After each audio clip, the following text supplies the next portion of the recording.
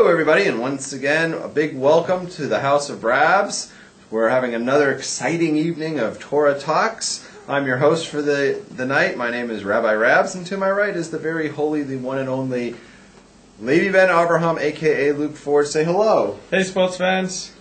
And once again I'd like to say that behind us we have a wonderful 50-inch HD TV, which is brand new. One of you wonderful people sent it, and it's just one cable away from serving a tremendous purpose for us. We just need 35 feet of HDDI cable to run it from the laptop to the TV, so that not only can we suddenly show interesting things, pictures of me and Levi in compromising positions, but my girlfriend can also watch Mob Wives in full 50-inch. So please, somebody out there wants to contribute by sending us a 35-foot HDDI cable. That's what. Failing that, you can send us a couple of garden gnomes. I mean, I always like that. You know, there's nothing like a nice garden gnome that always. A what? A garden gnome. A garden gnome. Yeah, that when you're starving on the street, some people give you money, that's garnish. Some people give you food, that's not going to help you. When you're starving on the street, a friend sends you a garden gnome, because a garden gnome, nothing hits the spot like a garden gnome. Or like one of those giant frog things. Yeah. A frog really hits the spot. So folks, don't worry about the HD TV. See if you can come through with more garden gnomes. That's what I'm really looking for in my life right now. I think if I can just get the right garden gnome, I can find a wife. There you go.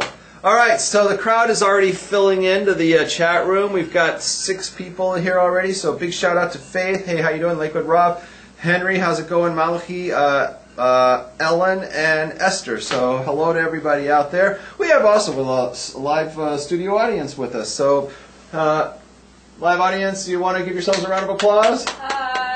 There we go, and we have an exciting show. Why don't you start it off? What do you want to talk about, lady? So I was looking at your Facebook, and I see that your parents are convinced that you're gay. Oh, every fucking week we do. Not only do they think I'm gay, but check this out. They also think that I'm a drug dealer. Really? Yeah, they think I'm a gay drug dealer, okay? Wow. Yeah, and which isn't easy. Where did they get the... Because there's not, in the frum community, let's face it, how many gay drug dealers look like me? Not many. Right. So they think I'm a gay drug dealer. They think because they think I'm gay because I'm not married. Right, and you don't like to touch women. And I'm 50 years old. They think I'm a drug dealer because I lost my job. I lost my job like 8 years ago. Right. But I'm still living the life, right? Right, you know, right. I'm still above treading water, barely. So they don't know where the money comes from, right? And then if they walked in now and saw the 50-inch HD TV, which is only 35 feet of cable away from happening, they would wonder where I got that from. Then they would be convinced I was a drug dealer, right? Yeah? Oh, I guess they know you pretty well. I mean, you can fool a lot of the people, but it's hard to fool your parents. Right. I mean, they can see through your pretenses, and they can capture the real. They know you're a Yiddish neshama. Right. They know the devious things that you get up to. Yeah. So while Esther's here in America, we are probably going to be meeting with them. Oh my! So we may have something juicy for you next Monday. Oh, that's hilarious! Oh yeah, that may go down. Okay, so that's happening, folks. So make sure to tune in next week when we'll see. It might just be Torah Talks with Luke Ford. All right. So what's going on with you? Well, I'm fighting for justice for Trayvon Martin. No justice? No peace. No peace. Yeah. So, the 17-year-old black boy was gunned down in Florida. Okay. I mean, there are hundreds of black boys gunned down in America each year, but this one's grabbed the media's attention for some reason because they think that he was gunned down by a white Hispanic. Now, until this case came up, I'd never heard the term white Hispanic used to label someone in the news. I was aware that it was a demographic term, but never in news reporting was someone labeled a white Hispanic. The reason they're doing it now So they want to be able to blame this shooting of the black kid on whites because America is a despicable racist country and white Americans are despicable racists. And so let's blame the whites. And you look at a picture of this guy, I think it's George Zimmerman, he doesn't look remotely white. He looks swarthy Hispanic. Where do you get the name Zimmerman? Probably from his father. No, but I mean, he doesn't look like We should be wearing hoodies in sympathy for Trayvon Martin. What do you think about? Do you think like wearing a hood symbolizes that you're a hood? I mean, I don't think it symbolizes that you're a Torah scholar or that you're a great academic genius. So yeah, it does symbolize thug. Wearing a hood, like, do you know decent people who walk around wearing a hood? No, I don't.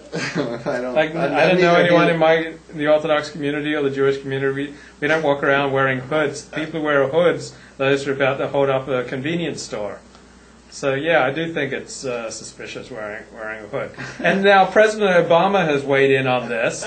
Like, when can you recall last the President of the United States weighing in on a racial crisis, trying to fan the flames of hatred without knowing anything about the case? Now, virtually nobody knows anything about this case yet. We don't know really what happened that precipitated the shooting. Yet President Obama weighs in on the side of whipping up the flames of hatred.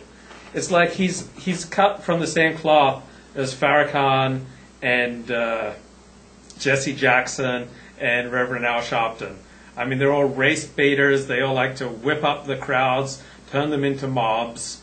And he does the same thing, turning the country against the 1%. It's like, oh, it's the rich people. They're the problem. Now he's whipping up racial hysteria and hatred. And he did the same thing. He learned nothing about the case in Massachusetts, where the white police officer acted completely above board and by the law in arresting an abusive black professor from Harvard who refused to show any identification.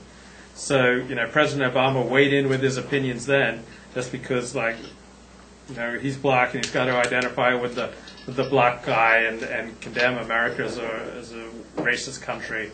And here he's whipping up racial hysteria again. So you had some thoughts on Trayvon Martin. Oh, well, I think you're right on target. When you talk about Obama, and it's not just Obama, it's also the liberal media. Yeah. All the liberals are going, caca with this, right? Yeah. And I don't even know that much about this case, and I don't care. It's like, what's it got to do with me? Nothing. But I'll tell you this, for the amount of mileage this thing is getting, you have to ask yourself the question. There's black people that commit violent crimes against white people every day of the week. Yet, why doesn't Obama and the liberal media take a stance on that? Surely it should bother them, when 20 black guys beat the living crap out of a white person. If they're so enraged by a crime of white on black, why are they never upset about crimes of black and white, black on white? So I guess it's only a problem when white people attack blacks. But when black people attack whites, you never hear about it in the media. You never hear Obama making a big deal about it. It seems like that's fair play. So I've got a problem with that. Do you ever recall a president weighing in on a case where very few of the facts are known and weighing in on the side of whipping up racial hatred? Like, usually presidents try to tamp down racial hatred. This president wants to whip up racial hatred. Like, he wants blood in the streets. Okay. But it's also, you said, why is he commenting on a case when the facts aren't out? He also did that in the Rabushkin case. When he was campaigning, I talked about this before a couple times, I'll reiterate it now. During the 2008 campaign, when he was in 2007, getting ready for the 2008 all-important Iowa caucuses, he was in Iowa, which is where Rabushkin was at the time, and the agri-processors, and they asked him what he thought of what was going on over there. And this is a Harvard law professor. Right? He's supposed to be an expert in law. He should know you don't comment until the case is been brought to trial. There hadn't even been an arrest, and he was already saying that the abuse against it's such intolerable, this abuse that's going on against the employees. Like, what? You've been to there. You've seen it with your own eyes. How the hell are you? He's talking out his ass. I'm not impressed with this Obama guy, and hopefully he'll be out of office early before this year is over. Within a year, he'll be out of office. I think he'll go down in history as one of our worst presidents. I think he's going to go down as the worst. I think he's going down as the worst. You still like your Santorum guy? Santorum's irresponsible. Santorum doesn't have a presidential temperament. He's irresponsible in the things he said. Santorum weighed in on the Trayvon Martin case. First he blasted President Obama for weighing in, then Santorum weighed in. Like Santorum had this nomination in his grasp, but then he started talking about contraception and all these other side issues when if he kept up with the theme of economic freedom, like he'd be the Republican nominee. So Santorum doesn't deserve to be the Republican nominee. He's irresponsible. He's not presidential quality, and whether we like it or not, Romney's the coolest cucumber in the bunch. I was okay with Santorum. My thing was if Gingrich doesn't get it, I would support Santorum if they whatever. He's the only two guys I would have. But Santorum has said three things that just are the dumbest things I've ever heard come out of a guy's mouth. You want me to say what they are?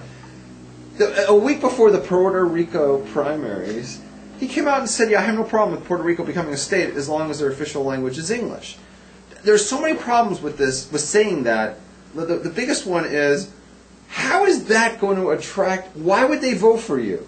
If that's what you believe, if that's really what you believe, and you want the Puerto Ricans to vote for you, shut up! Don't say it out loud. What did he think that was going to invite votes to him? So that's number one. And number two is, isn't he the states' rights guy? So since when is it a federal issue to tell states how to run their affairs? So maybe that would make sense for a liberal, but for a conservative who's states' rights, I just don't get it. So that was foul power. That was stick your foot in your mouth. Number one. Then he said this last week. He said this thing with Romney. If Romney wins, everybody should vote for Obama. What the hell was he thinking? I have said myself that if Romney wins, I'm not going to vote for him because to me he is Obama. They're the same. But there's two things that are different here. One is I'm not a Republican, so I don't have any party allegiancy. And number two is I never said to vote for Obama over Romney. I just said they're the same. He actually said Obama is better than Romney, and Romney is a representative in his own party. I was like, are you... And he's going for the nomination of his party. Was that suicide? Was that campaign suicide? And the other one I loved, and I understand that he's a Catholic and all, but for God's sakes, maybe you want to tone down the Catholic stuff when you're on the campaign trail. Because we don't know this about you. You came out and told us, right? What did he tell us? He said that rape victims must have it's a blessing. This is what he said. He said it's a blessing when a rape victim gets pregnant. And I'm thinking, okay, I understand that Catholicism's not like Judaism, because in Judaism we think that's the ultimate final crime, if you will, right? Yeah. That the rapist not only defiles the woman and harms her, but he forces her to conceive his child. So we say, of course you can have an abortion in that situation. He said, not only that, unfortunately, my religion doesn't allow for abortion. He said it's a blessing to have to be victimized by having to face that person because the child might have their face for the rest of your life. And I'm thinking, okay, if that's what you really believe, that's fine. But don't say it on the campaign trail, you idiot.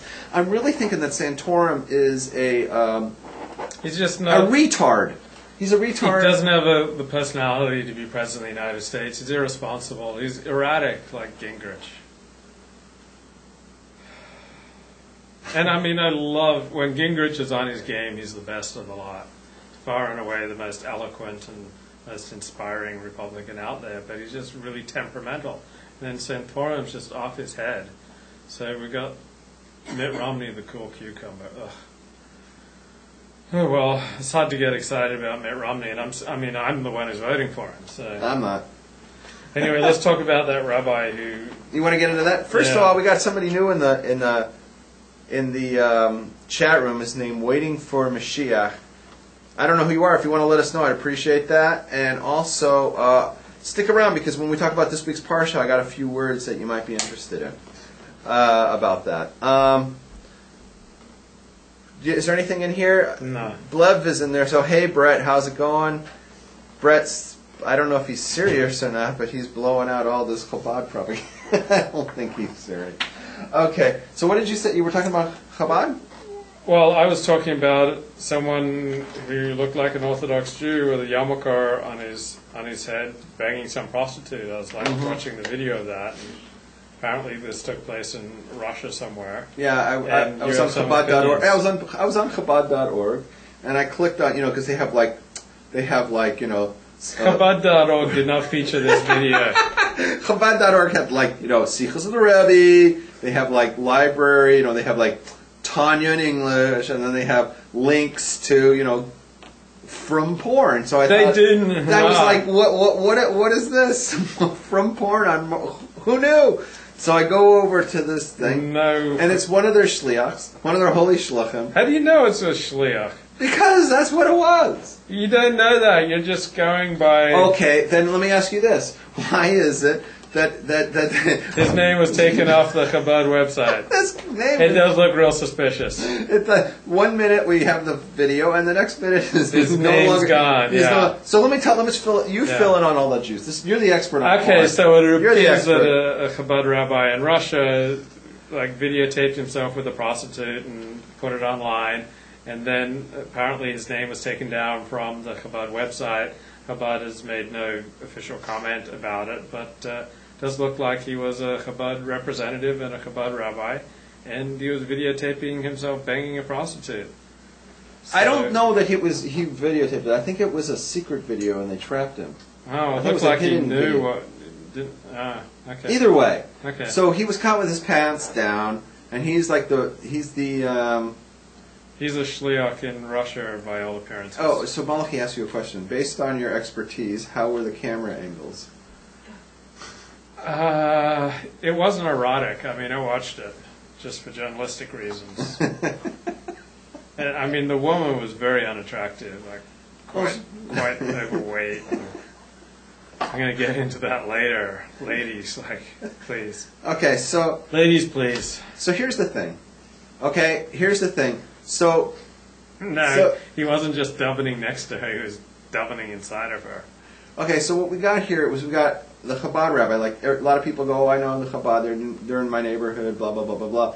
Well, in this neighborhood, the rabbi of Chabad got caught with his pants down on camera, right? In this particular neighborhood in Russia, not Pico Robertson.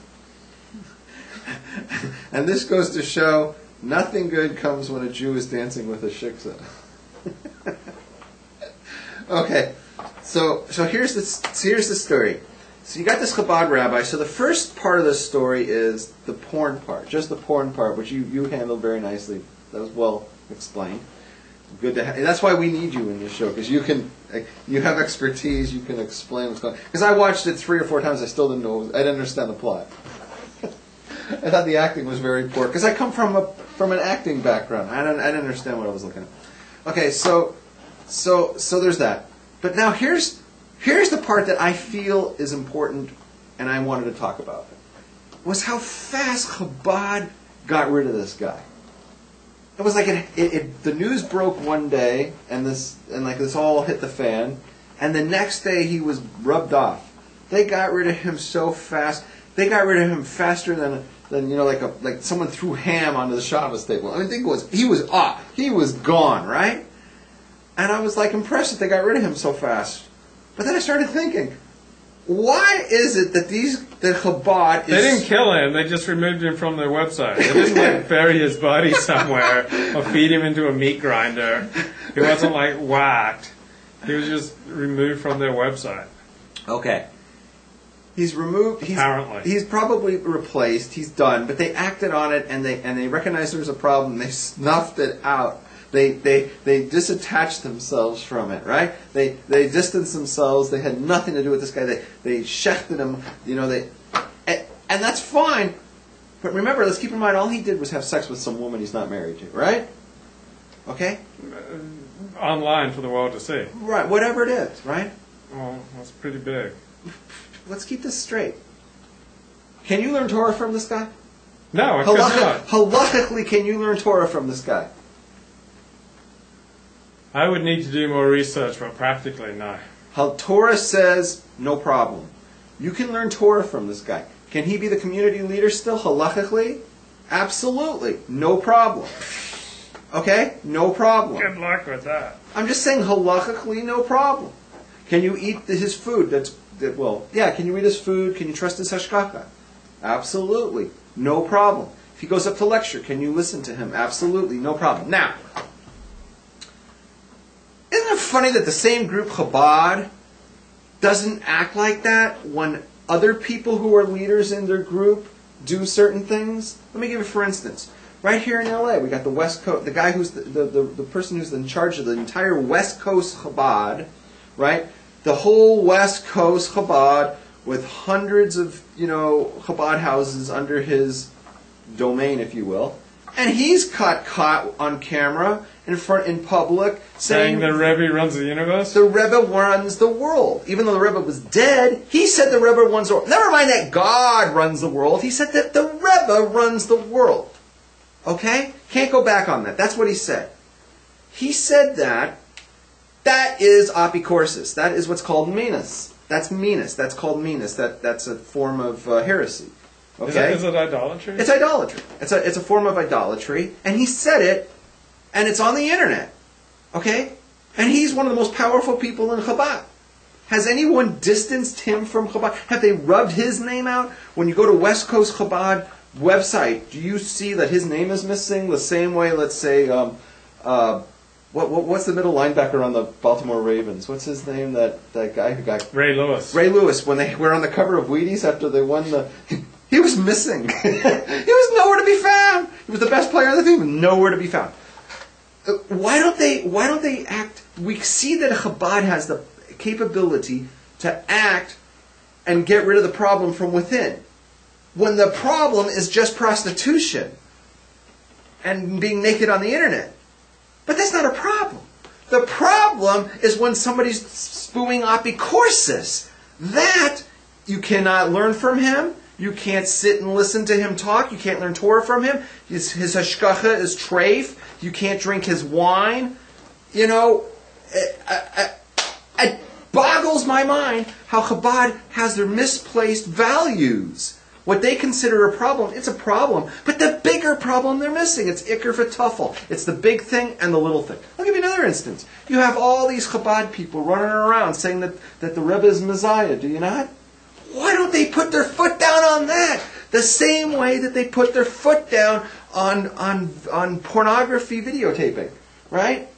Where is the outrage in Chabad? It's like, well, they're okay with it. And I'm more upset that they got pissed off at this guy and got rid of him than had they not. Because if they didn't get rid of that, then I could say they don't care about anything. They don't care about anything. It's like you can do whatever you want. You can say the Rebbe is Messiah. You can say the Rebbe is God. You can whip your penis out in the middle of public. They don't care because it's Chabad and they just don't care. But by doing this, they've made a statement of we have standards, we have values, but their values are inside out and backwards. Because this is small. Running around with your penis and banging a shiksa on a camera is small compared to saying that the Rebbe runs the world and that the Rebbe is Messiah. Ugh. So I had to get that off my chest. What do you think about all that? I think your parents think you're gay.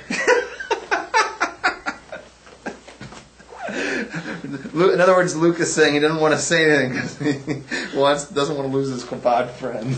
Exactly. Now, do you have any other opinions on this? Because Well, I don't believe the Rebbe runs the universe. Well, good. I don't believe the Rebbe is the Mashiach. Okay. And, and I believe that your parents believe you're gay.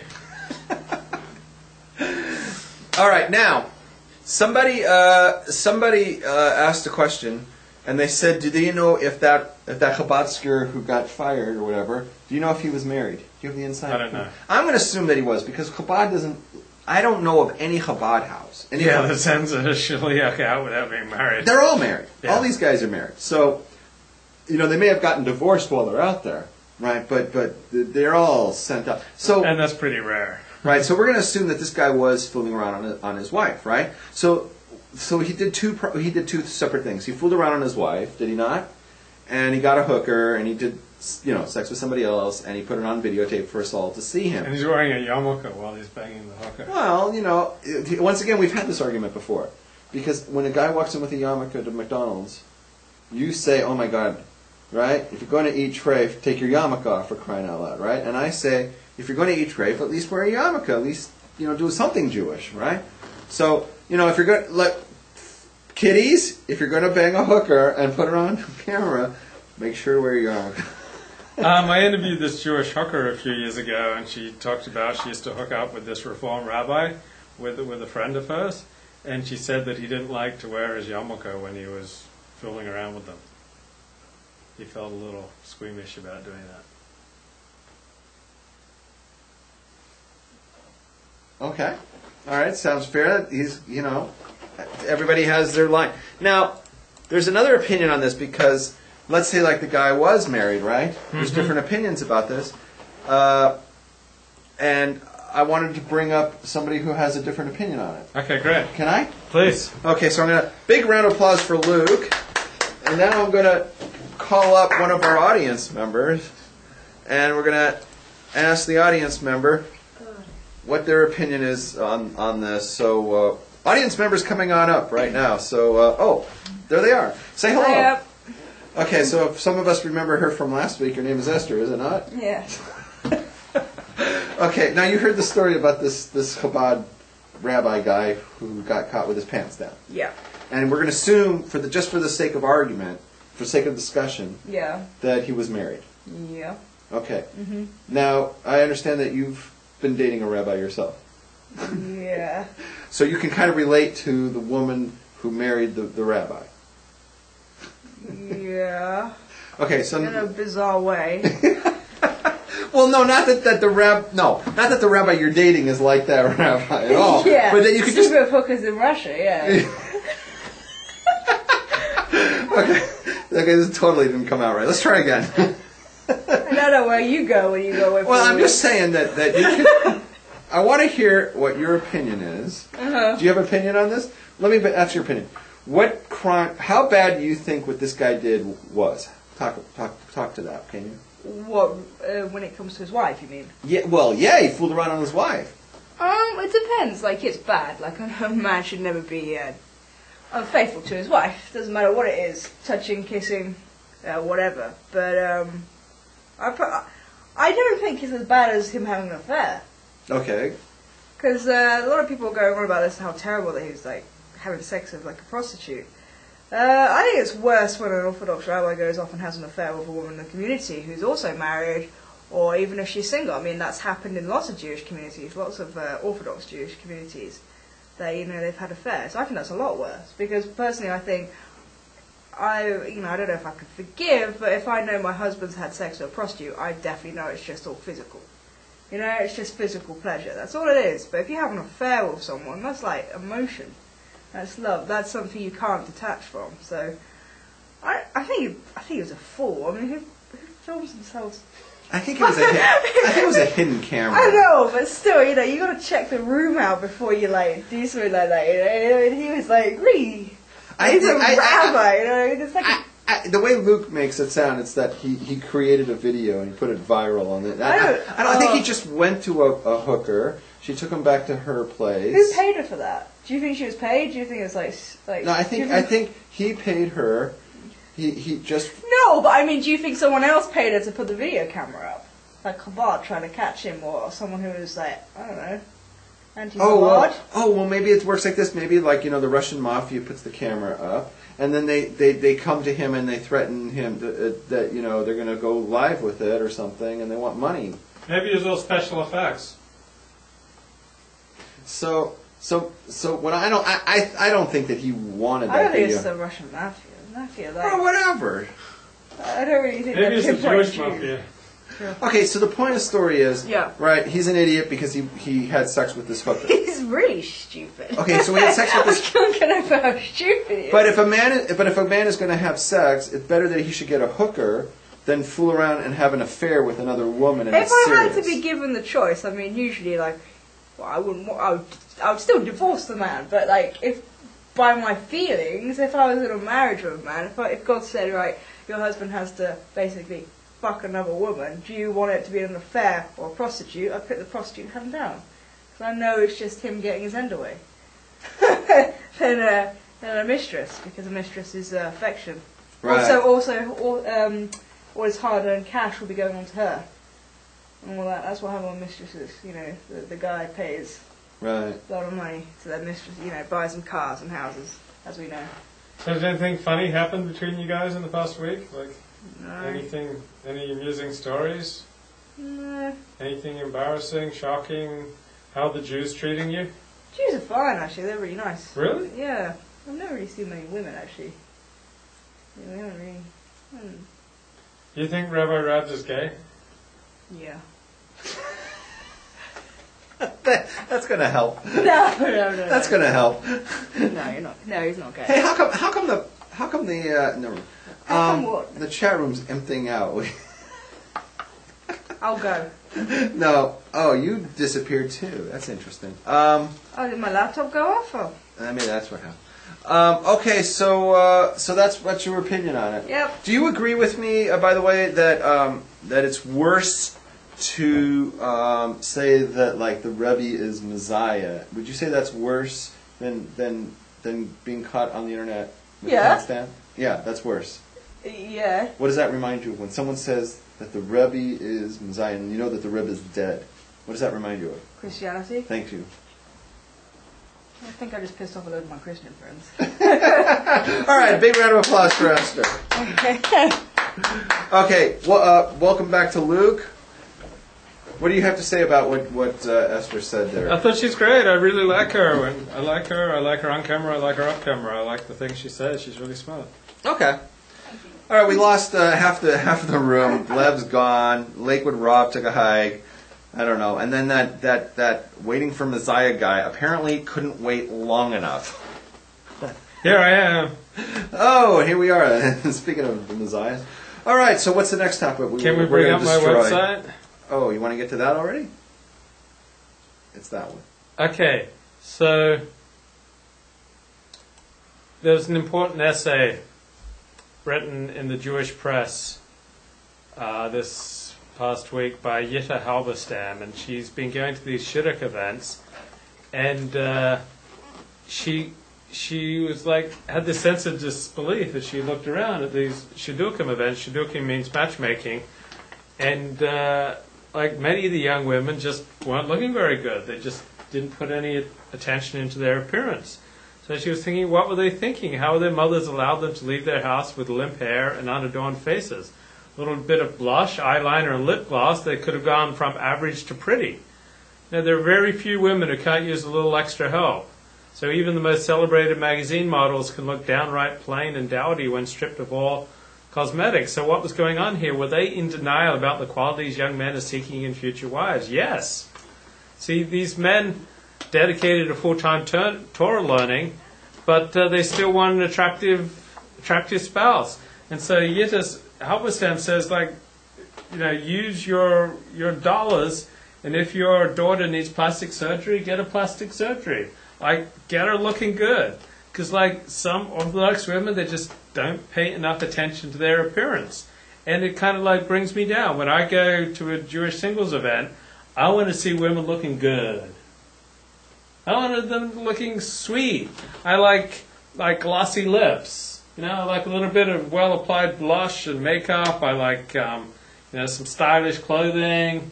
You know, I want Orthodox women looking pretty. You want the business attire with the fishnet stockings and the high heel I just want them shoes? looking good. I mean, that's the way God made me. I mean, that's the way you find a husband. And so many. Go back to this because I have an opinion. You went to the wrong one. Oh, I'm sorry. And so it's really important, ladies, that you look your best and put some attention on your appearance. It's not like it's all or nothing. Like some women, they spend hours a day on their appearance. Okay. Clearly, that's not a Torah value. And then other women just spend no time. I remember I went on this date, and this woman, she biked to the date. She biked to our lunch and said she was sweaty. And many of her hairs were gray, and it just wasn't exciting for me.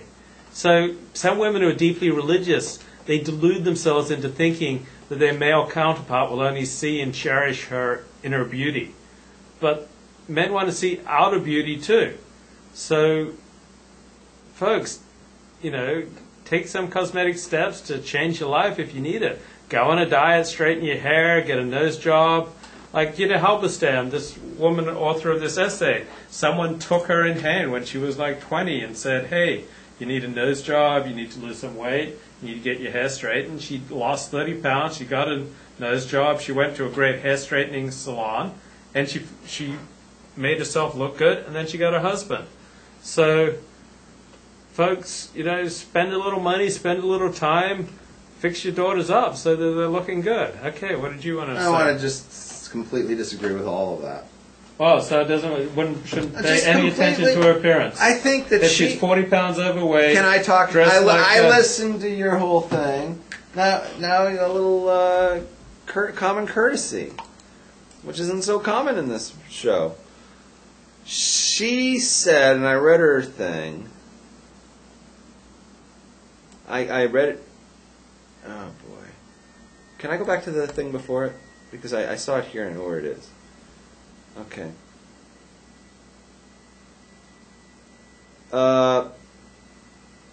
Yes, spiritual beauty makes a woman's eyes glow and casts a luminous sheen over her face. There is no beauty like a pure soul.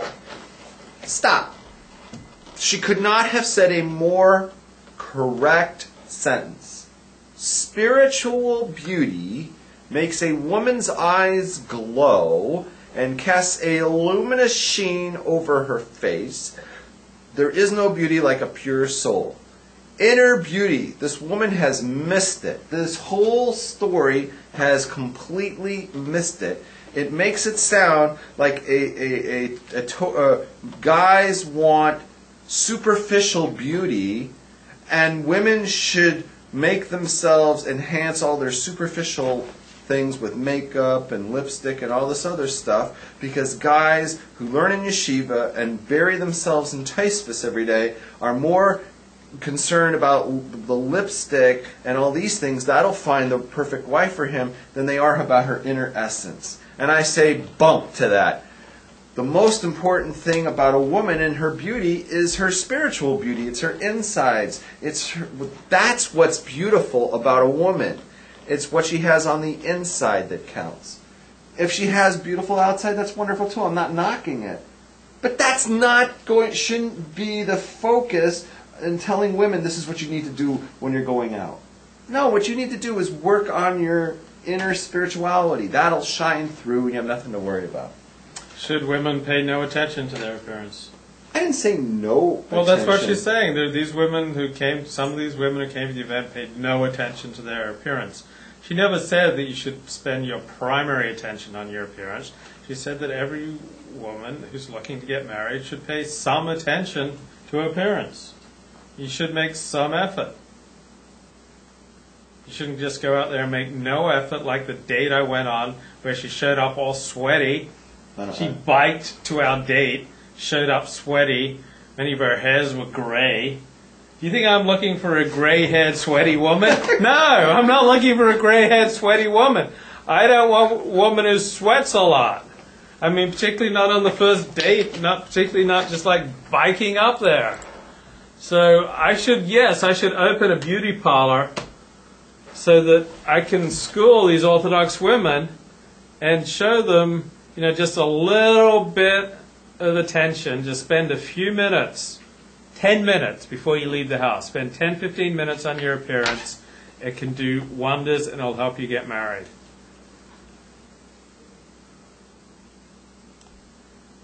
Okay, then. So you heard my opinion. I think there's a misplaced focus. That's all I'm saying. I think we should be worried less about outer looks and more outer beauty and more concerned with inner beauty. So this date was about 6 years ago, and the woman was about my age, so she was about 38 to 40. And it just wasn't exciting for me. I don't want a woman to show up sweaty to my date. I remember I had a girlfriend who used to sweat a lot. And it kind of put me off a bit. Like, just the sweat pouring off. That's not generally what I think of when I think about a woman. I don't want someone like really sweaty. I want a dainty lady. Okay.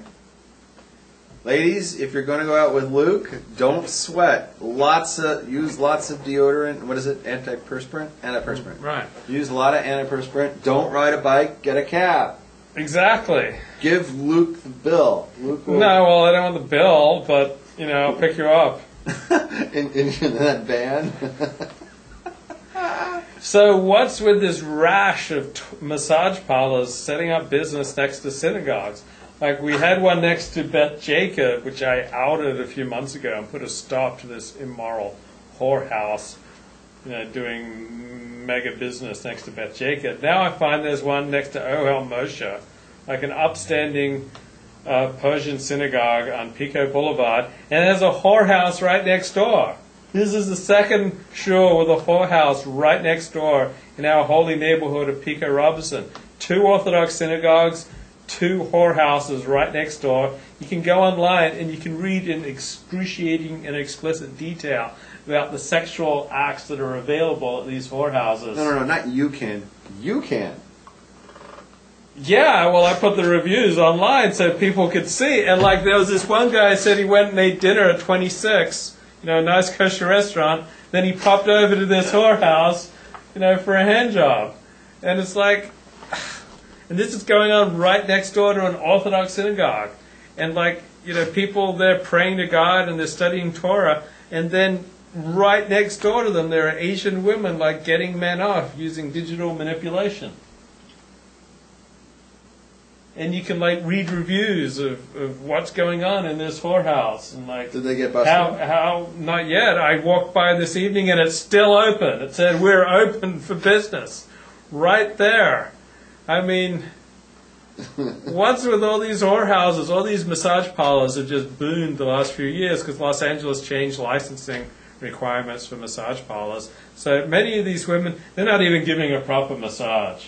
That's the shame of it all. It's not, like their websites advertise, we offer Swedish massage and that bothers sports you. massage. It's not a proper massage. It's just like they get the guys naked and then like they hardly put any effort into it often. They'll just like lightly, rub their hands over the guy's back for a few minutes and then they'll flip him over. It's called the flip.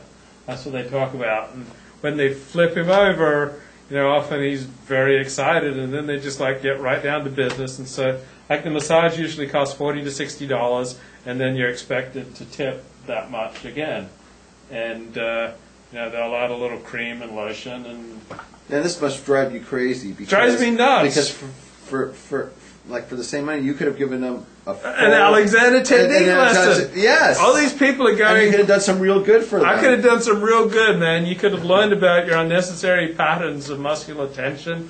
We could have taken a look at your habits and help you, let go of your interfering tension patterns so that you could learn something and go out. And these Asian competitors to my Alexander Technique business, many of them, they're illegal aliens. They're doing things that I cannot do because I'm observing the Torah. So I don't give hand jobs. I don't give blow jobs. I don't give any kind of sexual service to my clients. And I charge as much as these Asian women do, and I don't get their rocks off. How am I supposed to compete with Asian women getting men's rocks off right next door to a synagogue after men have had a nice kosher dinner? All my potential clients, they're all going to these Asian massage parlors getting their rocks off instead of learning about their interfering patterns of muscular tension. It's like it's the yellow peril undercutting legitimate American businessmen such as myself.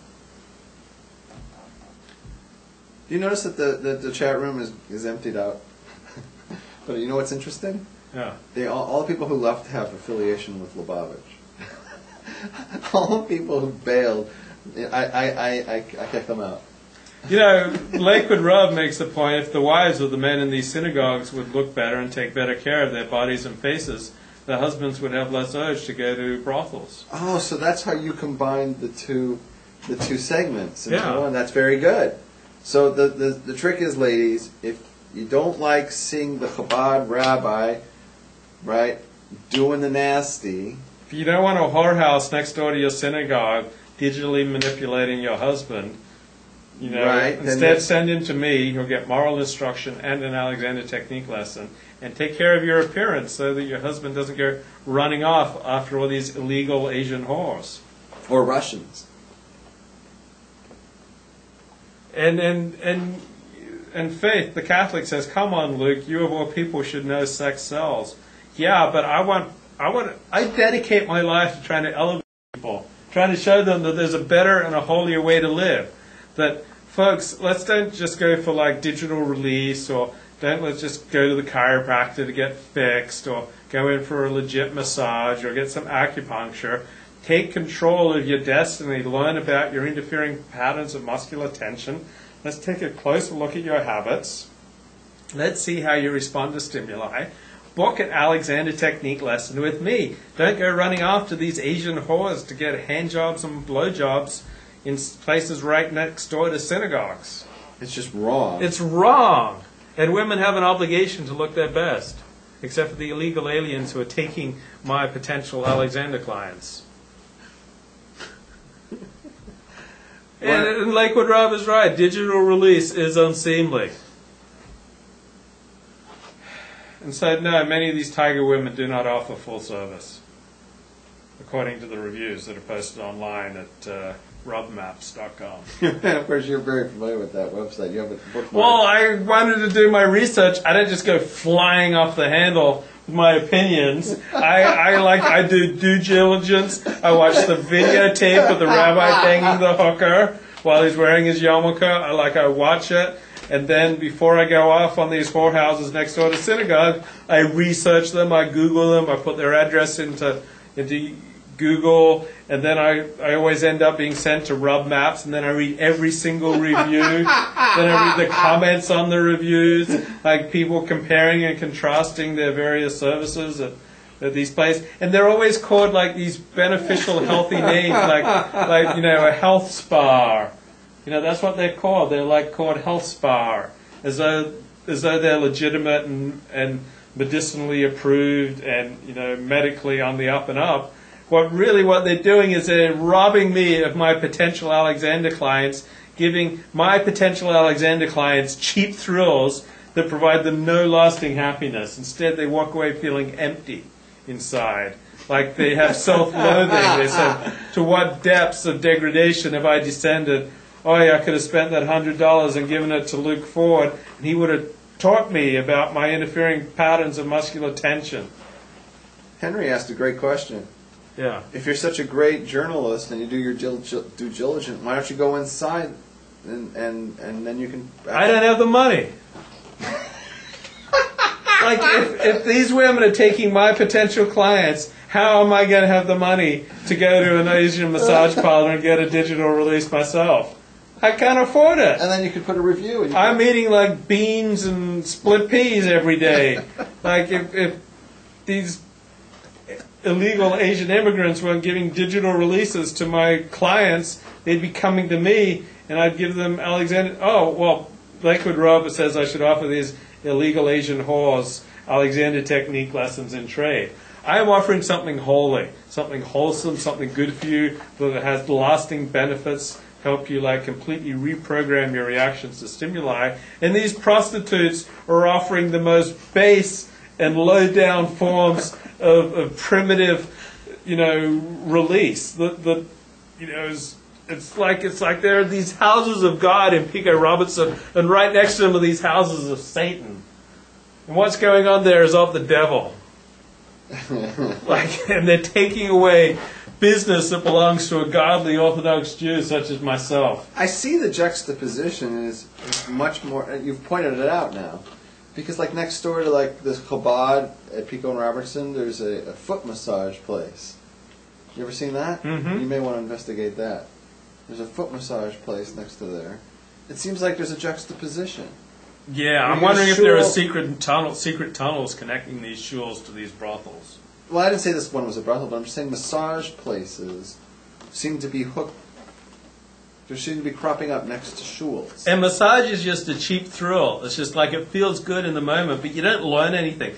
Do you learn anything when some attractive, slinkly dressed Asian woman like flips you over and like pours some lotion on you and starts digitally manipulating your member until you reach a shattering climax? But do you learn anything from that experience? Is there like lessons imparted that will help you reprogram your habits and notice your interfering patterns of muscular tension? No. All right, let's get on to the parsha. Now, some people, such as Lakewood Ruff, says, I just never saw what was so great about Asian women. But I think they're great. Like, I love Asian women. I just don't like the illegal hookers taking my Alexander clients. Like, and forcing me to eat beans and split peas and oats. I want to be like living the high life and going to fancy kosher restaurants and donating to synagogues. But I can't do that if all my clients are ending up in brothels getting digitally manipulated. Okay. Now, according to Lakewood Rubb, the Asian woman cannot hold a candle to the Northern European woman. What do you say?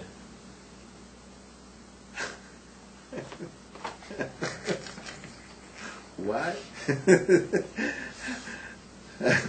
I don't know. I have never visited. You've never gone yellow? No, I've never gone to any of these brothels, so I have no opinion. I don't need a massage. So you don't have yellow fever? I don't even know what that is. Is that like It's hepatitis? when you're yearning for an Asian woman. No. I don't What about jungle fever? What's that? It's when you're yearning for a black woman. No, I don't have that. I got Jew fever. I got Torah fever. There you go. Like, I want to just be immersed in 'Cause Torah, but I can't be immersed in Torah because the hookers are stealing my clients, and so I'm attracted to her holiness, her shining neshama. That's what I'm attracted to. Now, according to the Lakewood Rav, all Asian women look alike: the same hair, the same skin, the same eye color. What do you say about that? Look, we have no truck with racism on this show. I'm going to say all Ashkenazi Jews with two Ashkenazi parents, they basically all look alike. If you have two Ashkenazi parents, two parents who are like Ashkenazi all the way back, right? There's basically like 12 different looks for these people, 12 different tribes, and that's it. Everybody looks like the same. Do you love red hair? Love red hair. Red hair is hot. But don't women with red hair, don't they usually have big tempers? I'm going to go with a no on that. Okay. Good, I'm glad.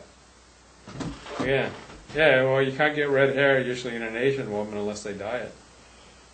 Okay. Can we talk about the parsha? Okay, this week's Torah portion is Tzav, Leviticus chapter 6 to chapter 8, verse 36. So Rabbi Berel Wein writes about this week's Torah portion. This should set us up to think about the importance of ritual in religious and daily life. The secular humanists of the 19th century, who often went to brothels, and their followers in the Jewish world attempted to create an idealistic and permanent Jewish life based on the abolition of ritual and the centrality of humanistic values. After 2 centuries, it is clear that this attempt to ennoble mankind and the Jews has failed. The basic conclusion that if one does not eat matzo on Pesach, on Passover, one's grandchildren will eventually forget the Passover altogether. This has been proven sadly and beyond doubt. In your own words, what did he just say?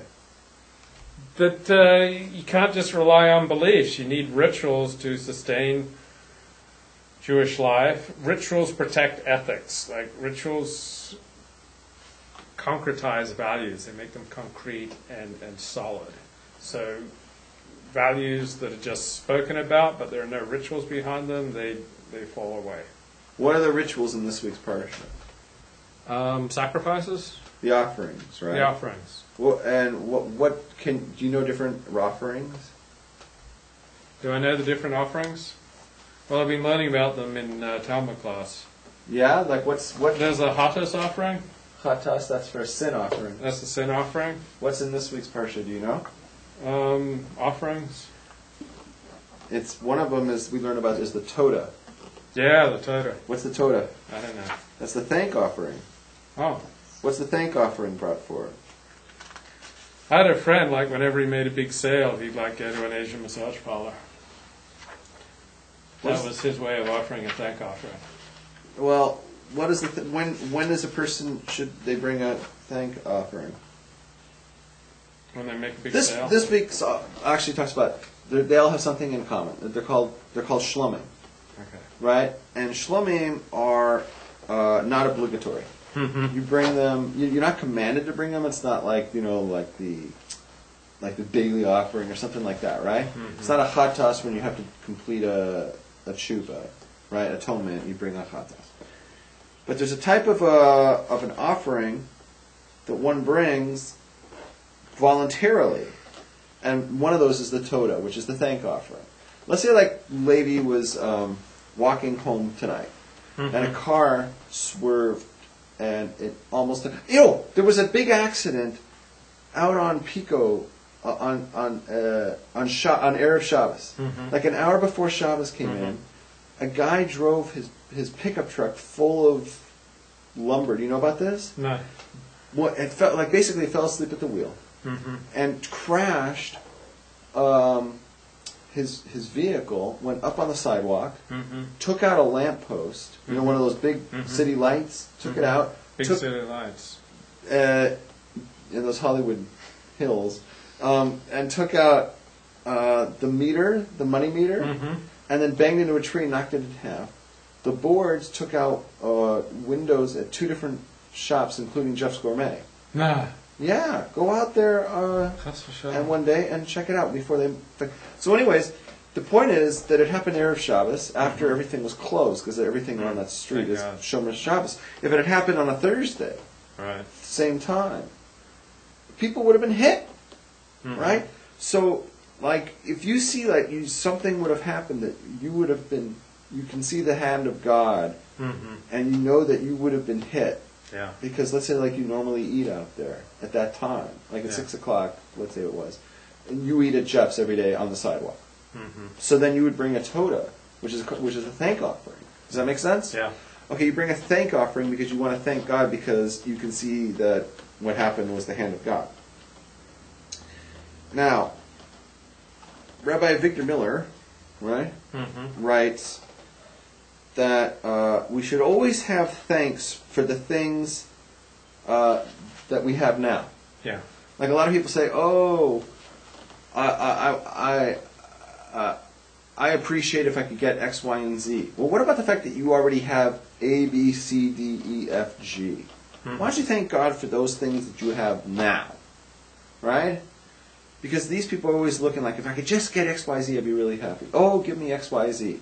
But if you thank God for the other 23 letters of the alphabet, you know what I'm saying? So you want to thank God for all the things that you have.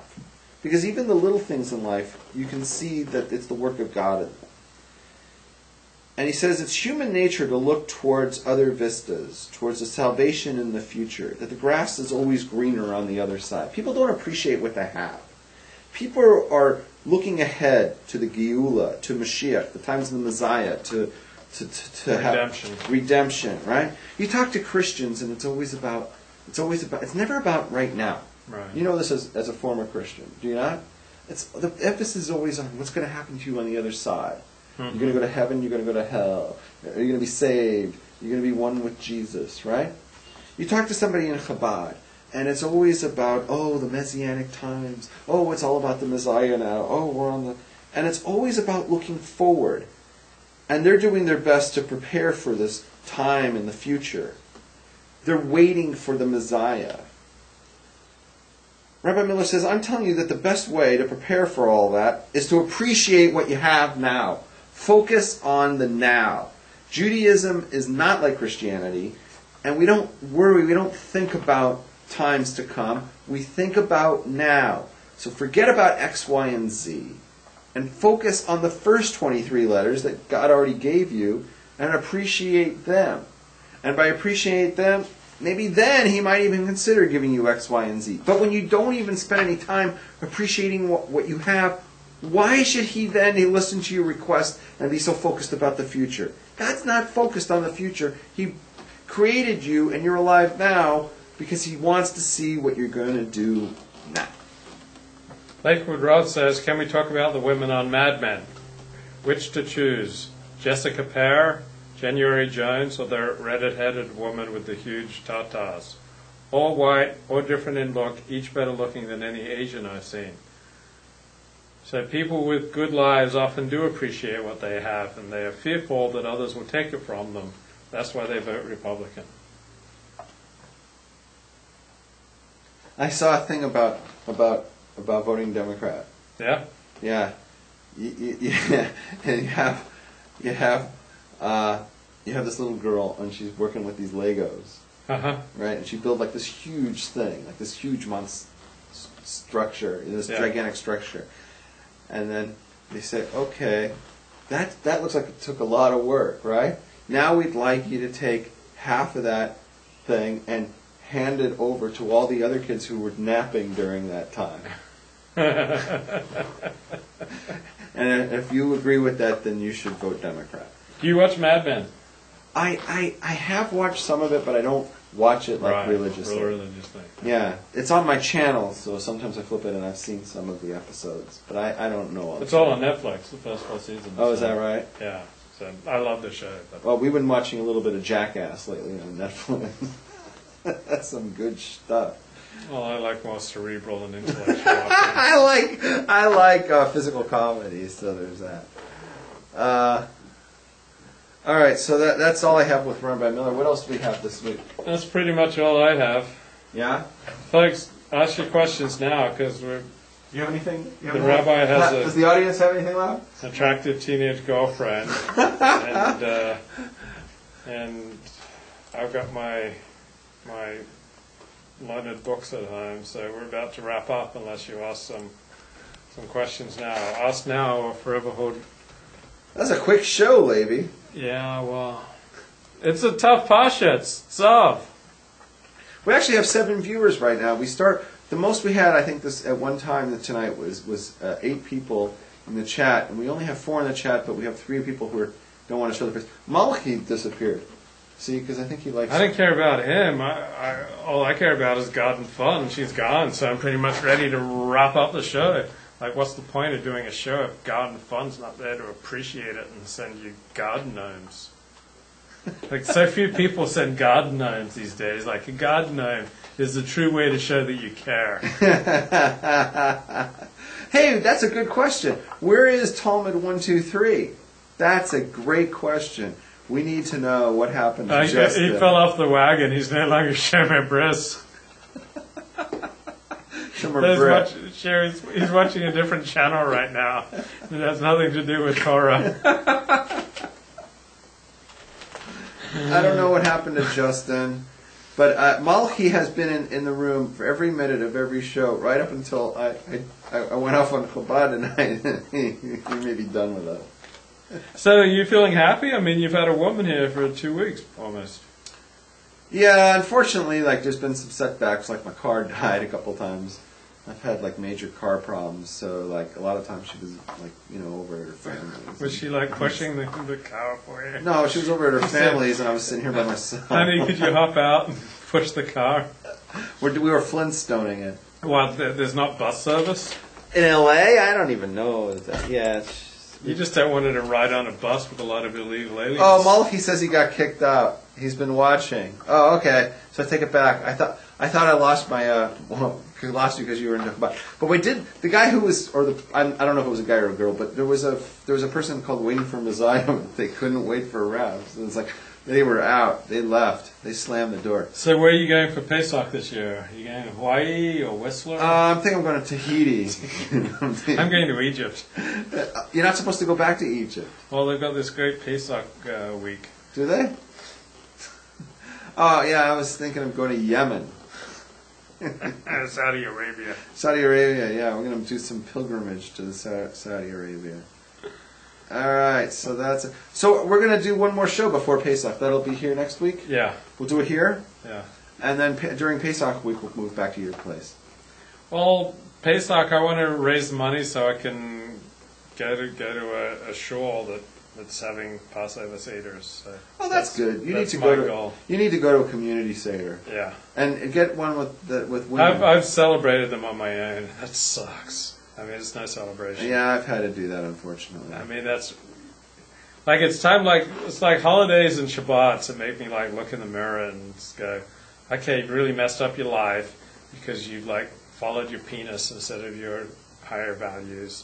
You messed up your life because you're a self-aggrandizing, narcissistic, obnoxious fool who God, you're really hacks tough. away your ties to other people, and you've screwed up your life because you haven't developed conventional job skills. Instead, you've gone, oh, I'm a writer. Let me just go write. And you've destroyed your life because you've thrown away your reputation pursuing base things. And so I can forget about that during the week, because I can watch Netflix. But on Shabbat and on Jewish holidays like Passover, I have to look in the mirror and go, wow, I'm almost 46 years old. I have really screwed up my life. This is really grim. This is not what I was intended. All right, let me ask you this. I noticed in that, now that you're playing the "woe is me" card. There's no woe is me. That's I put myself in this position by my bad choices. Okay, so now that you're beating yourself up to a pulp, right? I want to ask you this, because I noticed that in your soliloquy that you said that I screwed up my life by following my penis and not my spiritual drive, or whatever, however you phrased it. And I want to say, are you sure on that? Are you sure that you wouldn't rather, right now, have your penis satisfied, Has a mind-blowing orgasms with an illegal Asian, or whatever it is, and like maybe you're done with the other stuff? well, some of the time, yeah, that is the way I think. Like when I walk around, I'm often not thinking about Torah. I'm often thinking about how can I get my rocks off, and who could I get my rocks off with, and wouldn't it be really perverse and really exciting if I got my rocks off with such and such people in such and such a way, and wouldn't they be really degraded? Well, let's call a spade here, if we will. You did the whole Frum thing, right? But you also, before that, you did the Reform thing. Mm-hmm. You could right now go back to the Reform thing, and you could you don't have to keep any of the rules, you don't have to keep the Shabbos, you don't have to worry about any of that, and you could hang out with those Reform chicks. Mm-hmm. Oh, I saw one of the chicks that you like. She got married to somebody else. That must have been a blow. Was that a blow? No, I'm happy for her and for him. Okay. Let him smile. So you could go back to the Reform thing, and then you could, I mean, are you thinking along those lines? You'd be a little more... No, because I've based my whole life on converting to Orthodox Judaism, so now I have to really do it, or nothing that I've done means anything. If I can't make it go of Orthodox Judaism, then my life is a total failure. But as long as I'm in Orthodox Judaism, I can say I'm redeeming myself. I'm on a journey. I'm headed somewhere. Okay. All right. And Orthodox synagogues have services every day. If I go to a Reform temple, they only have services, a couple of times a week. So, where would I go the rest of the week?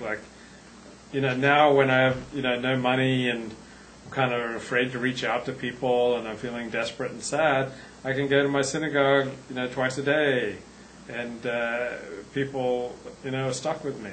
I have human interactions. Are you going twice a day now?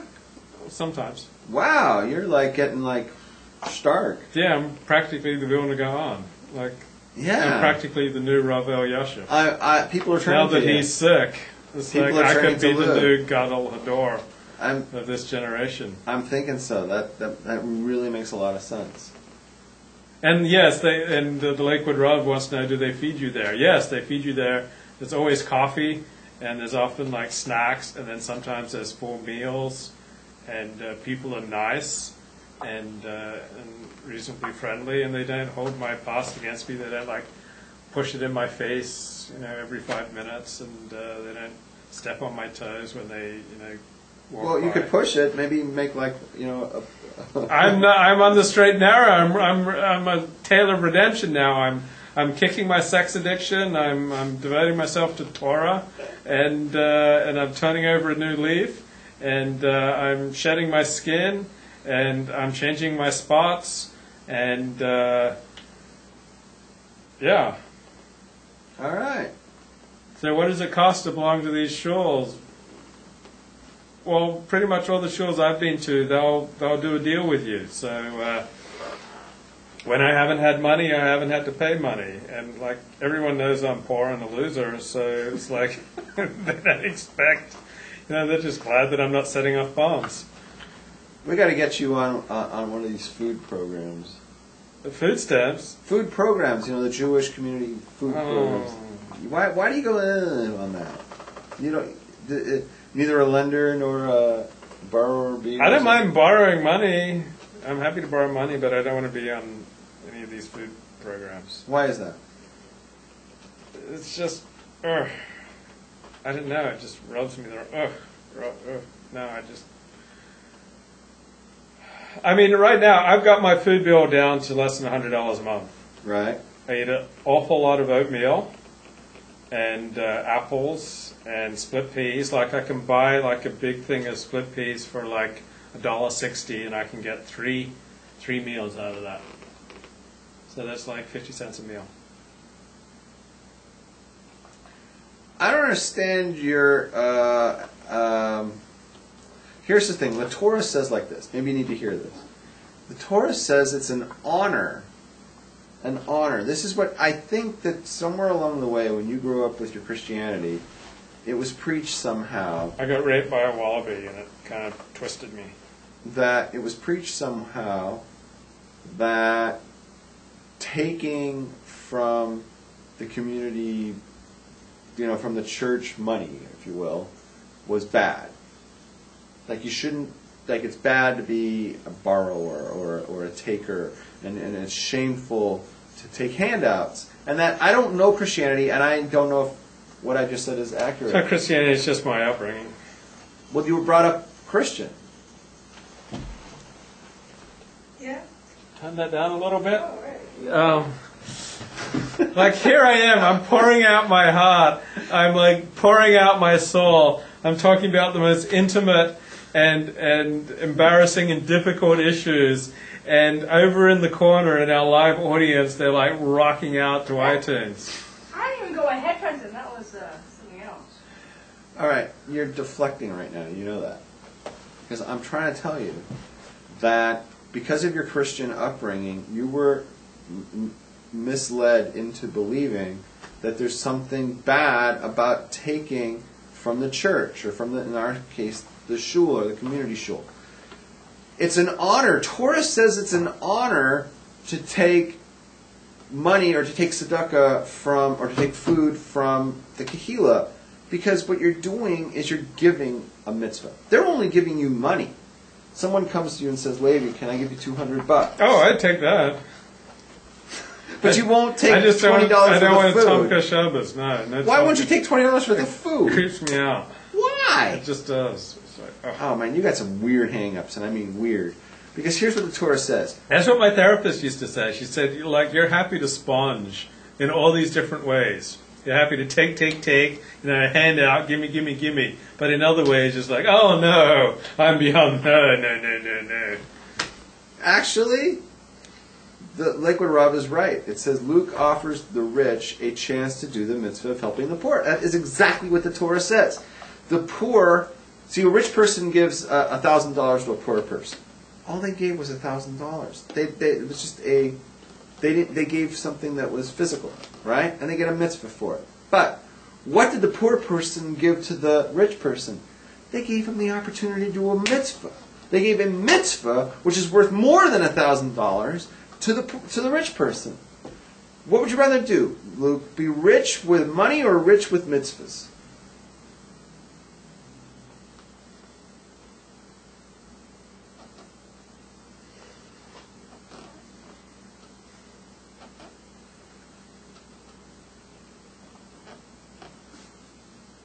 Why does that one take so long to think?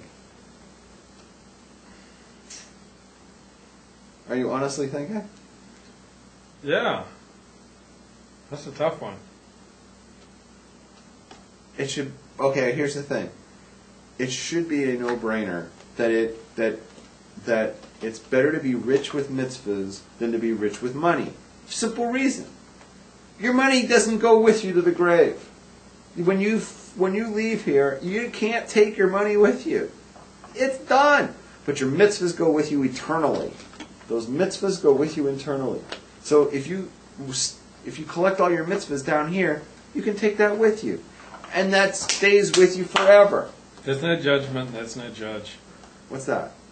It's a famous heretical statement by a heretic in the Talmud after he saw his father sent this little boy to go up a tree to shoo the mother bird away, and the boy fell out of the tree while he was doing that and died. And so the sage saw it, Rabbi Elisha ben Abuya, and he saw that, and he said, "There's no judgment, there's no judge." He became a heretic. Okay. I just wanted to shock you. Right. I don't believe that. I believe there's a judgment. So here's the point of what I'm yapping about. What I'm yapping about is the following. That by accepting food from others, right, you're giving them a much greater gift in return. You're giving them a mitzvah. You're handing a mitzvah. So you're the one who's giving. You're the giver. You are giving the mitzvah of tzedakah to them. So it's an honor. You're doing an honorable thing. You're handing out mitzvahs. Would you work as a drug mule for marijuana in exchange for $10,000 a load? What a dumb question. Why are you repeating that one? So that's what I have to say. So I don't understand your apprehension. I was at Limud LA, I was like loading up with food from the Limud LA conference, and I was told to give it to the homeless. But then they said, "Oh, if you want some, you can have some." So all the food that they gave me to give to Tomke Shabbos or one of those Jew things, I took it home. Okay, Lakewood Rav said something here that's completely backwards. He said that you think more like a Republican than an Ehrlicher. Like an Ehrlicher Yid, I'm sure he said that. Yeah. I don't know why he got rid of that. But here's the thing. That's not true. Because he's not thinking like anything. I don't know what he's thinking of. Republican, because it was found out, who gives more tzedakah? Who gives more charity? Republicans give more charity. Conservatives give way more charity and a greater percentage of their money than do Democrats. Democrats don't give any money to charity, and they give a very fraction of their income because to them, their God is Mr. Dollar. They're not going to give up their God. To a Republican, they're all Christians, right? And so they give away their This money. reminds me when I was writing on the porn industry, all the people, the smart people in the porn industry said, "Why don't you monetize your website?" Because I just had like the very bare minimum of porn-related ads on my website. And my girlfriend, Holly Randall, would say, "Oh, Luke doesn't want to make money off pornography." So I was like content to make a little bit of money off pornography, but I wouldn't like really monetize my website because it's just, it was so icky. Yeah, you're above all that. I'm an intellectual. Hey, Dennis Prager's got a new book coming out in a month. So I'm hoping it sends lots of hits to my website because I am the source on Dennis Prager. Okay, yeah. So are you excited about this new book? No, Still the last best hope. Couldn't The case care for less. why American values must triumph over Islam and leftism. No, couldn't care less. Malachi asked a good question. Malachi asked, doesn't it say in Deuteronomy something like, if there is a needy amongst you, you shall not harden your heart. Yes, that is exactly what it says in the book of Devarim, that you cannot harden your heart if there's somebody who needs, right? You must give the money to them. You can't play the fiddly sticks here and go, oh, well, you have to give money to them. Or give them a garden gnome.